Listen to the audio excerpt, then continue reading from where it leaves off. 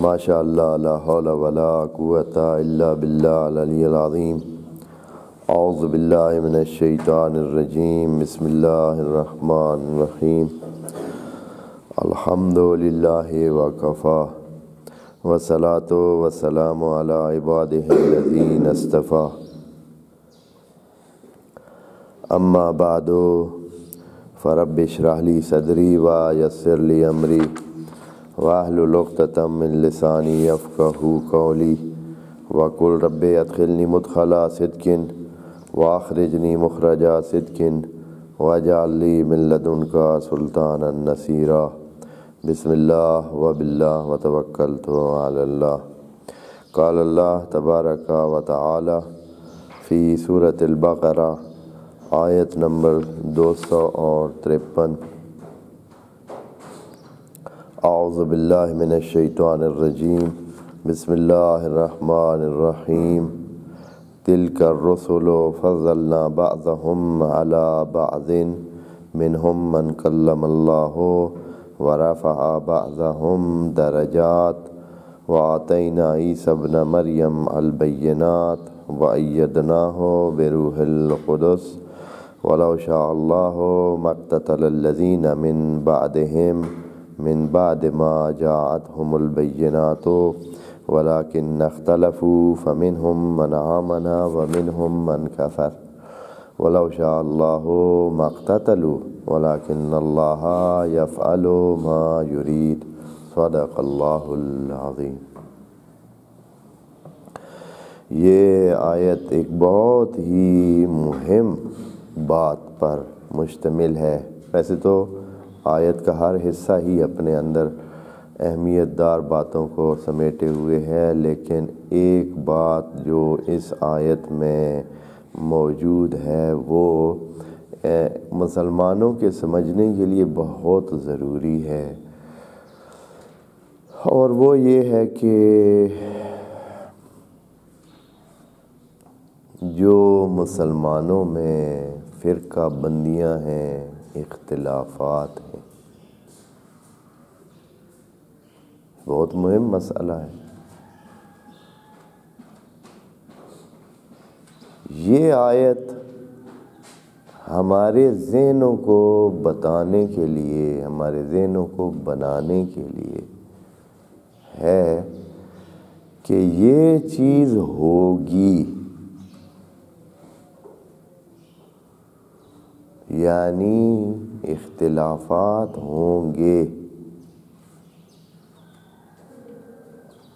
بڑی عجیب حقیقت ہے۔ وعلیکم السلام۔ یہ بات کہ اختلافات ہوں گے اور یہ سیٹ ہوا ہے کہ اختلافات ہوں۔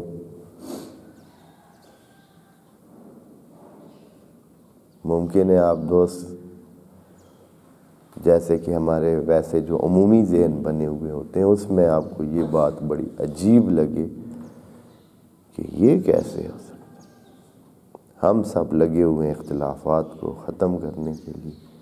اختلافات اچھی چیز بھی نہیں،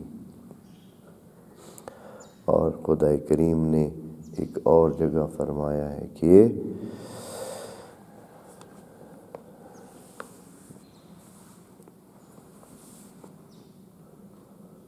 وَاعْتَصِمُوا بِحَبْلِ اللَّهِ جَمِيعًا وَلَا تَفَرَّقُوا۔ آیت ہے قرآن کی کہ اختلافات مت کریں، فرقہ بندیاں مت کریں، علیحدہ مت ہوں۔ اس آیت میں خدا کریم فرما رہا ہے کہ یہ چیزیں ہوں گی، بس دونوں کو ملا کر جب پڑھیں گے تو پھر سمجھ آئے گی کہ اختلافات بھی ہماری آزمائش کا ذریعہ ہیں۔ ایک طرف سے خدا کریم بتا رہا ہے کہ یہ چیز ہوگی، ایک طرف سے خدا کریم حکم دے رہا ہے کہ وَاعْتَصِمُوا بِحَبْلِ اللَّهِ جَمِيعًا وَلَا تَفَرَّقُوا۔ یہ ساری چیزیں ہوں گی، آپ کے سامنے ہوں گی، آپ کو ورگلایا جائے گا، آپ کو اس طرف لے جایا جائے گا، حالات ایسے ہوں گے کہ آپ بھی ایک سمت اپنا لیں، لیکن آپ نے راہ راست سے نہیں ہٹنا، آپ نے اس صراط مستقیم سے نہیں ہٹنا۔ اور اس وعدہ سے منہ میں بڑی دھیان سے وہ آیت ہے، یہ نہیں کہا ہے کہ آپ نے دوسروں کو ختم کرنا ہے، اصلاً یہ نہیں کہا گیا، یہ نہیں کہا گیا کہ دوسروں کے بارے میں آپ کیسے سوچیں، دوسروں کے بارے میں کیا کریں، دوسروں کو اونچ کہیں نیچ کہیں۔ ہاں جو مرضی ہوتا ہے آپ کا اس سے سروکار نہیں ہے۔ آپ کا سروکار کس سے ہے؟ اپنے آپ سے، کہ آپ نے اپنے آپ کو جوڑ کے رکھنا ہے۔ آیت کا یہ جو ہم آیت نمبر 253 اس سورت میں پڑھ رہے ہیں، اس کا پہلا حصہ تو ہم پڑھ چکے ہیں۔ اچھا، یہ جو پہلا ابتدائیہ بتایا ہے نا خدا کریم کہ رسولوں میں سے بعض کو بعض دوسرے رسولوں پر مختلف قسم کی فضیلتیں دی ہیں، یعنی ہر رسول کے پاس کچھ ہے، یہ بتانے کے لیے کہ آپ اے مسلمانوں، اے مسیحیوں، اے عیسائیوں، اے یہودیوں، آپ لوگ اپنے نبیوں کو لے کر ایک دوسرے کے ساتھ اختلاف نہ کریں۔ کوئی کہے کہ اچھا ہمارا نبی تو بڑی شان والا، ہر ایک یہی کہہ رہا ہے۔ جناب موسیٰ کے جو پیروکار ہیں وہ ان کے معجزات کو کہتے ہیں کہ ان جیسا معجزہ کیا ہی کسی نے، ان کے ساتھ تو اللہ نے بات کی ہے، اللہ ان کو بلاتے تھے۔ وَوَعَدْنَا مُوسَىٰ 40 لیلہ، تو کم بات تو نہیں ہے یہ۔ جناب عیسیٰ کہتے ہیں واہ بھائی واہ، چلیں ہوگی بات ہوگی، لیکن جناب عیسیٰ تو مردوں کو زندہ کرتے تھے، زندگیاں بانٹتے تھے۔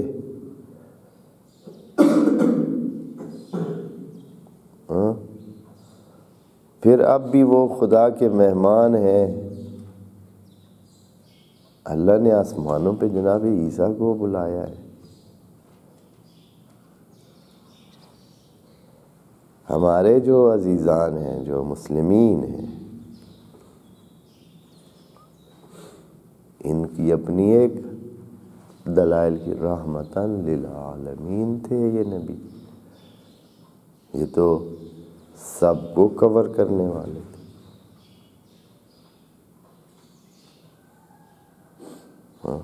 وَإِنَّكَ لَعَلَىٰ خُلُقٍ عَظِيمٍ، اور کتنی آیات نبی کی شان میں موجود ہیں۔ تو خدا کریم ہماری اس خام خواہ کی آپس کی الجھنیں بنانے کے پرہیز کے لیے فرماتا ہے کہ تِلْكَ الرُّسُلُ فَضَّلْنَا بَعْضَهُمْ عَلَىٰ بَعْضٍ، ہر نبی کو، ہر رسول کو ہم نے کچھ فضیلتیں دی ہیں، آپ کے جھگڑے کے لیے نہیں دی ہیں کہ اس کو سلسلے بنا کر آپ جو ہے وہ آپس میں الجھتے رہے۔ ہم نے فضیلت دی ہے اور یہ آپ کا کام نہیں ہے، یعنی اس سے آپ کا لینا دینا نہیں ہے۔ فضلنا بعضهم علی بعض، ہم نے یہ ترجیحات سیٹ کی ہوئی ہیں کہ کس کو کیا دینا ہے، بس آپ اس سے متاثر ہو کر نبیوں میں آپس میں مقایسے کر کے ایک دوسرے کے ساتھ خام خواہ کی الجھن نہ بنائیں۔ یہاں سے یہ جو آیت کا یہ حصہ جو ابھی سے ہم نے آج شروع کرنا ہے، خدائے منان بات کا آغاز ہی اسی سے کر رہا ہے کہ یہ ساری سیٹنگ ہماری ہے۔ بات الٹی شروع کر رہا ہے۔ اس کا مطلب یہ ہے کہ خدا کریم پہلے ہی اس وہم کو دور کرنا چاہتا ہے کہ جو لوگوں کے ذہنوں میں ممکن آئے کہ یہ اختلافات لوگوں نے بنائے ہیں، یہ اختلافات کے جو موجب لوگ ہیں، اس کو رفع کرنے کے لیے، اس وہم کو دور کرنے کے لیے کہ اختلافات لوگوں کے کریٹ کردہ نہیں ہیں، یہ اختلافی صورتحال بنانے کا جو اصلی عہدہ ہے وہ خدا کریم کا ہے اپنا، لیکن اس نے کسی مقصد کے لیے یہ کام کیا ہوا ہے۔ آپ نے جیسے آپ کے اندر اور ساری چیزیں، آپ کے اندر خواہشات رکھی ہیں، اللہ نے کس لیے رکھی ہیں؟ کس نے رکھی ہیں؟ اللہ نے رکھی ہیں۔ خواہشات جو انسان کو منفی رویوں پر لے جاتی ہیں، انسان سے غلطیاں کراتی ہیں، انسان سے گناہ کراتی ہیں، وہ خواہشات کس نے رکھی ہوئی ہیں؟ وہ سلسلے کس نے رکھے؟ وہ اللہ نے رکھے۔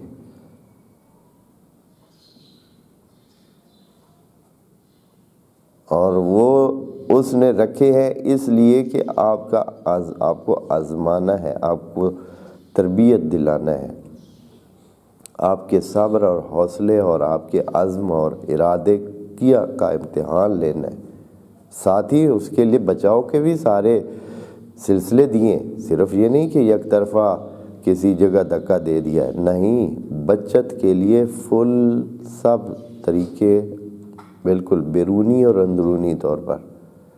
انسان کے اندر بھی ایک رسول موجود ہے اور باہر بھی رسول بھی ہیں، کتابیں بھی ہیں، معاشرہ بھی ہے، بیان کرنے والے بھی ہیں، سارے اسباب باہر والے بھی سیٹ کیے ہیں تاکہ انسان اس غلط کام سے بچ سکے، اس تمام چیزوں کی مدد لے اور اس غلط سلسلے سے بچ سکے جس کی چاہت خود خدا نے اس کے اندر ڈالی ہوئی ہے۔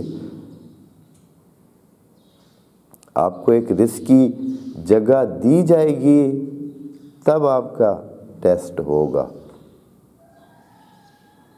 وَإِلَّا آپ کو کیا پھر ٹیسٹ ہوگا؟ اگر آپ کو پہاڑ پہ چڑھنے کے لیے پہاڑ نہ دیا جائے تو پھر آپ کا کیا ٹیسٹ ہوگا؟ اگر آپ کا ٹیسٹ کرنے کے لیے فٹ بال کی گیم نہ دی جائے کہ بھئی آپ کھیلیں اور دوسرے کے ساتھ مقابلہ کریں اور اپنی صلاحیت سامنے رکھیں، اس میں آپ نے دوڑنا بھی ہے، بھاگنا بھی ہے، دھکے بھی کھانے ہیں، مشکل حالات کا سامنا کرنا ہے، اور پھر آپ نے اپنی صلاحیت سامنے رکھی۔ بس اللہ نے یہ اختلافات جو ہیں باقاعدہ طور پر سیٹ کیے۔ اچھا، اس وہم کو دور کرنے کے لیے بات خدا کریم یہاں سے ہی آغاز کرتا ہے کہ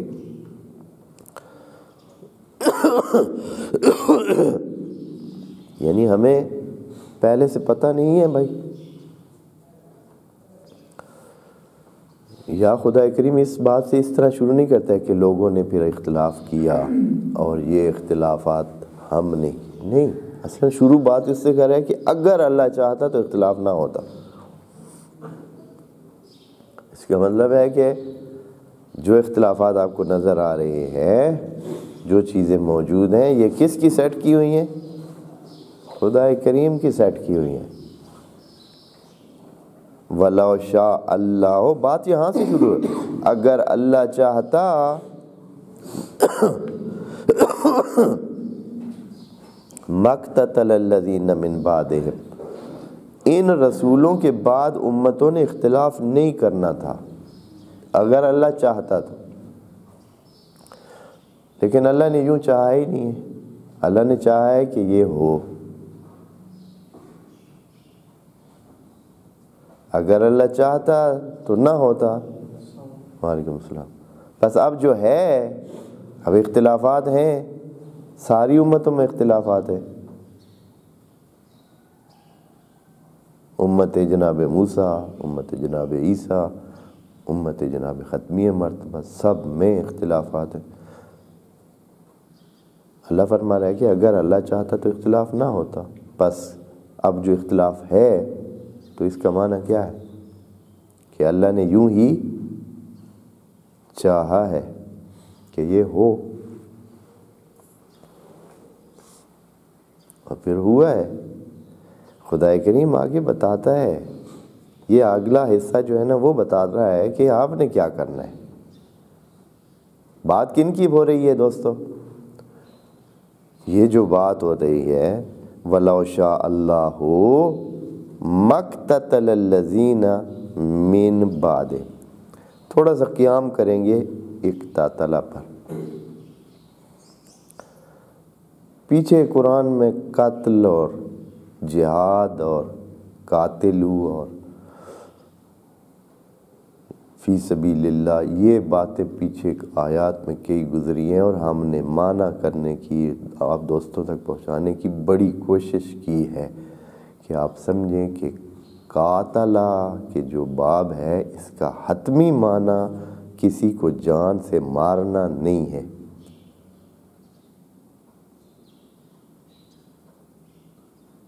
جان سے مارنا نہیں ہے، مقابلہ کرنا اور مخالفت کرنا، مقابلہ کرنا اور مخالفت کرنا، یہ معنی ہے قاتل کا۔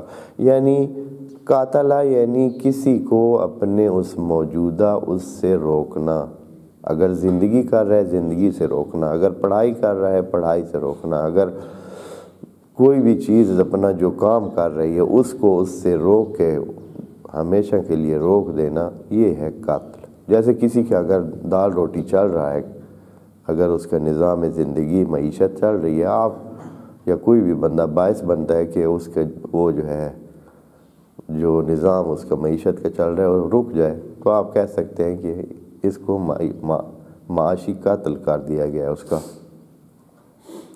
کسی کو جاب سے ہٹا دینا یا ان کے وسائل کو جو ہے ختم کر دینا۔ وسائل ختم کرنا مطلب ہے کہ اس کو معاشی طور پر قتل کر دیا گیا، یا حتیٰ یہ ہے کہ کسی کے کردار، جو نیک کردار کسی کا سب کے سامنے ہے، اس کردار کو ختم کر دینا، لوگوں میں اس کے بارے میں بدگمانی پیدا کر دینا، یعنی اس کے کردار کو قتل کرنا ہوتا ہے۔ یہ قتل کرنا حقیقت میں یہ جان سے مارنا صرف نہیں ہے، یہ آیت بھی آپ کے لیے واضح دلیل بنے گی کہ قتل کا معنی وہ نہیں ہے، جان سے مارنا نہیں ہے۔ اگر اللہ چاہتا مقتتل قاتل کو نہ انتخاب کرتے، قاتل کو انتخاب نہ کرتے یعنی کیا؟ یعنی لڑائی جھگڑے اختلافات نہ کرتے۔ یہاں مقتتل قاتلہ کا باب ہے اور باب افتعال میں گیا ہوا ہے، تو کیا معنی بن گیا ہے؟ لڑائی کو چاہنا، لڑائی اپنانا، اختلافات کرنا۔ تو یہ جو انہوں نے اختلافات کیے ہیں، اگر اللہ چاہتا تو یہ نہ کرتے، بس اب کیے ہیں، ہو گئے ہیں۔ مقتتلو خود دلیل ہے کہ اختلافات ہو گئے، چاہے ہم کہیں یا نہیں۔ قرآن کہہ رہا ہے کہ اگر اللہ چاہتا تو مقتتلو، اسی کے اندر یہ بھی موجود ہے کہ پس انہوں نے کیا ہے، اگر چاہتا تو نہ اختلافات کرتے۔ یہ جملہ کیا بتا رہا ہے؟ کہ یہ چیز ہو چکی ہے، اختلافات ہوئے ہیں۔ کس نے اختلاف کیے ہیں؟ اللہ۔ کن کی آپ بات کر رہے ہیں؟ کافروں کی بات کر رہے ہیں، جو مسلمان نہیں ہوئے، جنہوں نے نبیوں کو مانا نہیں، ان کی بات کر رہے ہیں؟ نہیں، الذین من بعدہم، جو رسولوں کے بعد تھے، یعنی ان کے زمانے میں اختلافات کم ہوئے یا نہیں ہوئے، یہ بھی جملہ اس میں موجود ہے۔ خود نبیوں کے ہوتے ہوئے اختلافات نہ ہونے کے برابر، یعنی ان کو گنے ہی نہیں جا سکتا، اس لیے کہ فوراً حل ہو جاتے۔ اختلاف ہوا ہے، جائیں نبی کے پاس، اصلی حالت پوچھ لیں، حق پر کون ہے باطل پر کون ہے، فوراً پتہ چل جائے گا، مسئلہ ختم۔ نبی کے ہوتے ہوئے اختلاف کا ہونا تو بنتا ہی نہیں ہے۔ کوئی بھی مسئلہ ہو، حق اور باطل کی شناخت فوراً نبی کے ذریعے ہوئی، حق والا برقرار رہے گا، باطل کو ہٹنا پڑے گا، بات ختم ہو گئی۔ من بعدہم یعنی جو اختلافات ہوئے وہ ہوئے بھی بعد رسل ہے، ہم کی ضمیر رسل کی طرف جا رہی ہے۔ اچھا اے اللہ، یہ جو اختلافات ہوئے ہیں تو آپ کے پیغام میں کوئی کمی کسر رہ گئی تھی؟ نبیوں نے کام پورا نہیں کیا تھا؟ نبیوں نے ان کو سمجھایا نہیں تھا، بتایا نہیں تھا؟ کیوں اختلافات ہوئے؟ کیوں اختلافات ہو سکتے ہیں؟ فرماتے ہیں نہیں، نبیوں نے بھی واضح کیا تھا، من بعد ما جاءتہم البینات، بینات بھی پوری ہو چکی تھی، شواہد سارے حقیقت کے خدا کی طرف سے نبیوں کے ذریعے لوگوں تک پہنچ چکے تھے، لیکن پھر بھی اختلافات ہوئے۔ اگر اللہ چاہتا تو یہ نہ ہوتے۔ اس کا مطلب یہ ہے کہ اللہ کی سیٹنگ ہی ایسی کہ اختلافات بھی آزمائش کا حصہ ہے، اور وہ ہونے اور ہوں گے۔ اچھا یہ تو ہو گیا۔ اچھا ایک میں اس کے لیے، آپ اس بات کی مدد کے لیے آپ کو کہتا ہوں کہ مرنا جینا اللہ کے ہاتھ میں ہے۔ ہم اپنے نبی کو ہی لے لیتے ہیں، پچھلے انبیاء میں بھی ایسے ہو سکتا تھا۔ جناب نوح نے کتنی زندگی کی ہے تبلیغ کے لیے؟ اگر اللہ چاہے تو قرآن کے مطابق 950 سال، 1000 عام الا 50، 1000 سال 50 کم۔ اگر چاہے تو وہ اتنا ٹائم تبلیغ کے لیے دے سکتا ہے۔ تو اے اللہ، جب مانا نہیں ہے لوگوں نے تو 950 سال تک تبلیغ جاری رہی، جب مان جاتے ہیں تو آپ زندگی جلدی سے اس کی ختم کر دیتے ہیں۔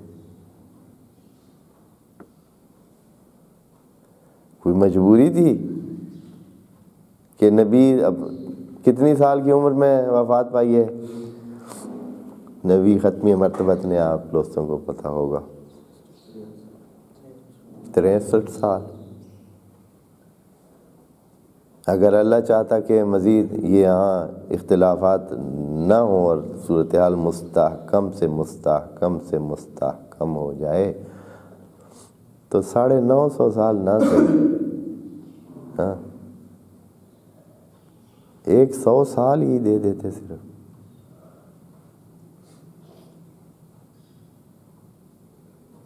مزید کچھ سال اور زندگی مل جاتی، سادہ سی سوچ ہے، تو کیا ہوتا؟ کافی ساری صورتحال کیا ہو جاتی؟ پکی پیڑھی ہو جاتی۔ اختلافات کا چانس تھا پھر، یعنی اتنے اختلافات کا چانس تھا پھر، وہ نہیں تھا۔ خود بخود بہت ساری چیزیں جو نہیں واضح ہو سکیں یا تھوڑی واضح ہوئی ہیں، یا جنہوں نے اختلاف جو شیطانی رویہ رکھتے ہیں کچھ اگر، تو وہ اتنا آسانی سے کام نہ کر سکتے، اختلافات پیدا کرتے ہیں جو چیزیں، جو رویے، وہ ہوتے ہی نہیں۔ نتیجہ یہ ہے کہ ایک مستحکم سلسلہ، پیڑھا سلسلہ برقرار ہو جاتا، اختلافات دور ہو جاتے، سوالات دور ہو جاتے، مسائل حل ہو جاتے، کافی سارے حل ہو جاتے۔ تو ایسا کیوں نہیں کیا؟ کیا مجبوری ہے؟ کسی اور کے ہاتھ میں تو نہیں ہے کہ اللہ کہے کہ اوہ اگر کچھ اور سال نبی کو مل جاتی زندگی کتنا ہی اچھا ہوتا، ہاں قوم میں اختلافات نہ ہوتے۔ اے اللہ، موت حیات بھی آپ کے اختیار میں ہے، آپ نے دینی ہے، تو اس سے سمجھنا ہے ہم نے کہ سیٹنگ ہی ایسی ہے۔ اللہ کی طرف سے سارا دور ہی کیا ہے؟ آزمائشی ہے، سارا دور ہی تربیت کا ہے۔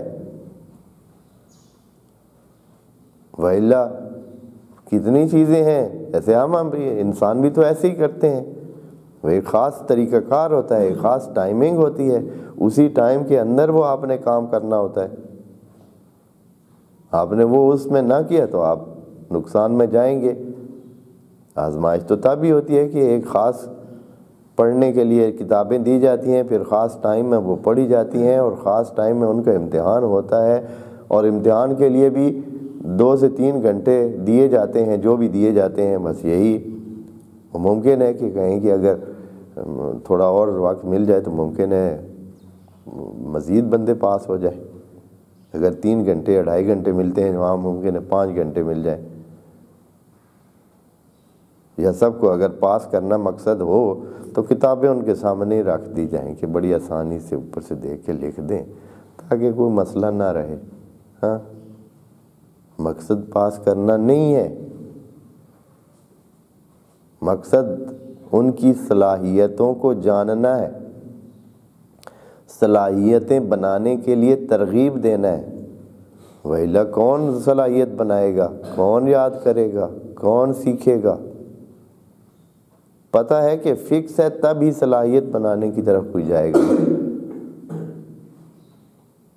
خدا کریم یہ آیت دے کر ہمیں پہلے سے بتا رہا ہے، تمام مسلمانوں کو آگاہ فرما رہا ہے کہ یہ ہونا ہے. یہ آیت تو نبی کے زمانے میں آئی ہے، بس لوگوں کو تیار رہنا چاہیے تھا کہ یہ ہونا ہے. جو تیار تھے وہ پکے رہے کہ یہ ہوگا، ایسے ہی ہوگا. کئی لوگ پتہ نہیں کیا کیا سوال کرتے ہیں، کیا کیا سلسلے کرتے ہیں کہ یہ کیوں نہیں ہوا، وہ کیوں نہیں ہوا، اس طرح کیوں نہیں ہوا، بات اتنی کچی کیوں رہ گئی، پتہ نہیں وہ کیوں رہ گیا، وہ کیوں بات اس طرح ہو گئی.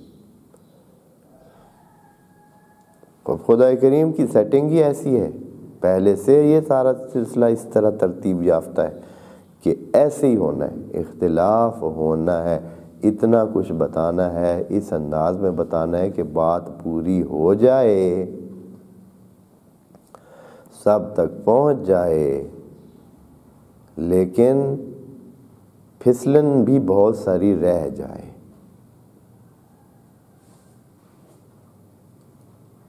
پھسلن کی جگہ بھی موجود ہے کہ جن کے دل میں فی قلوبہم مرض، خدا کریم کا اپنا بتانا ہے کہ جن کے دل میں مرض ہوگی وہ حتماً کدھر پاؤں رکھیں گے؟ وہ کیلے کے چھلکے کے اوپر ہی پاؤں رکھیں گے. اور جنہوں نے بچنا ہوا وہ کوشش کر کے دھیان کر کے اپنا پاؤں پھونک پھونک کر دھیان کر کے رکھیں. خود اللہ کی طرف سے ایسا ہی سیٹ ہوا ہے. یہ کوئی ایسے نہیں ہے کہ بس اوئے ہوئے یار بڑا ہی کیا ہو گیا، امت تو گئی، اب 1400 سال ہو گئے ہم اسی بات کو رو رہے ہیں کہ امت اختلافات کا شکار ہو گئی. بھائی یار چھوڑیں اس بات کو، آپ اپنے رویوں کو، جو آپ کا امتحان ہے اس میں آپ اپنی کامیابی حاصل کریں. اختلافات کو نعمت الہی سمجھیں. یہ رسول پاک کی ایک حدیث ہے، اختلاف امتی رحمہ وسعت رحمتہ کل شیء. میری امت کا اختلاف بھی رحمت کا ہی ایک پرتو ہے. یہ یہاں اللہ یہی فرما رہے ہیں. اللہ کا کام کوئی ہے جو رحمت سے ہٹا ہوا ہو؟ اصلاً اس کی طرف سے جو آتا ہے وہ رحمت ہی ہوتا ہے. جو نے ان اختلافات میں اپنے آپ کو صحیح راستے پہ رکھا، سمجھداری سے کام لیا، عقل سے کام لیا، اس کی اس کی کہ بھائی فلاں ادھر ہے تو ہم ادھر ہی ہیں، فلاں ادھر ہے تو ہم ادھر ہی ہیں، ان چیزوں سے بچ کے رہا، سیدھے راستے پہ گیا. جو بھی سیدھے راستے پہ ہے اس کے ساتھ. اگر سیدھے راستے پہ کوئی نہیں ہے تو ناموں سے فرق نہیں پڑتا ہے. سیدھا راستہ خدا کریم نے واضح کر دیا، آپ سیدھے راستے پہ چلیں. ایک ایک آیت ہمیں راستہ بتانے کے لیے کافی ہے. ایک ایک آیت، تعاونوا علی البر والتقوی ولا تعاونوا علی الاثم والعدوان، یہ کتنی سادہ سی آیت ہے، اسی کے اندر آپ سب کچھ موجود ہے۔ کس کو نہیں پتہ ہے کہ گناہ کیا ہے، کس کو نہیں پتہ ہے ثواب کیا ہے، اچھائی کیا ہے، برائی کیا ہے؟ ہر بندہ جو عقل رکھتا ہے اس کو یہ اچھائی برائی کا پتہ چلتا ہے۔ صرف اس وجہ سے کہ کیونکہ یہ فلاں قبیلے سے ہے، فلاں طائفے سے ہے، فلاں فرقے سے ہے، اس کے ساتھ برائی میں کوئی حرج نہیں ہے۔ یہ کس کا فارمولہ ہے؟ یہ شیطان کا فارمولہ ہو سکتا ہے۔ رحمان کا فارمولہ ہے یہ ہے کہ جو صراط مستقیم پر ہے، جو اچھائی کر رہا ہے، جو اچھا ہے وہ اچھا ہے، کسی اس کو نہیں دیکھنا ہے۔ اینما تولوا فثم وجہ اللہ، پیچھے ہم آیات پڑھ چکے ہیں قبلہ کے واسطے کہ ان چکروں میں نہ پڑیں۔ فاستبقوا الی الخیرات، آپ نے جو مقابلہ کرنا ہے وہ خیرات میں مقابلہ کریں۔ یہ نہیں کہ اچھا یہ اس طرف اس قبلہ کو اپنائے ہوئے ہے، یہ اس قبلہ کو اپنائے ہوئے ہے، یہ اس طرح، یہ چیزیں مہم نہیں ہیں، مہم وہ خیرات ہے۔ اس آیت قبلہ کے بعد یہ بات آئی تھی، آپ دوستوں کو یاد اگر یہاں خدا کریم فرما رہے وَلَوْ شَاءَ اللَّهُ مَا اقْتَتَلَ الَّذِينَ مِن بَعْدِهِمْ، ٹوٹل سب کے ساتھ کہہ دیا۔ اچھا ابھی بھی کچھ لوگوں کو شک رہ سکتا ہے کہ اختلاف نہیں اختلاف ہونا نہیں چاہیے، ہوگا نہیں، یہ تو لوگوں کی خطا ہے کہ وہ اس طرح کرتے ہیں، اختلافات لوگوں کی وجہ سے ہوئے ہیں، یہ وجہ سے ہوئے۔ خدا کریم فرماتا ہے آگے کہ وَلَٰكِنْ اخْتَلَفُوا، اس سے آگے مضمون دوبارہ ابھی رہتا ہے، اور خدا کریم کی طرف سے جو تاکید ہے اختلاف پر آگے پھر آئے گا۔ ایک ہی آیت میں دو جملے، یعنی ایک جملہ ایک ہی آیت میں ایک جملہ دو بار، بے یعنی وہی جملہ جو ابھی کہا ہے تھوڑی دیر بعد پھر کہا ہے۔ کیوں کہا ہے؟ اس لیے کہ آپ لوگ اس چیز کو ذہن میں بٹھا لیں کہ اختلافات ہوں گے، آپ نے ان اختلافات سے پریشان نہیں ہونا ہے، سیدھے راستے پہ چلنے کی کوشش کرنی ہے۔ انشاءاللہ آیت کا باقی حصہ دیکھیں گے۔ والسلام علیکم ورحمۃ اللہ وبرکاتہ۔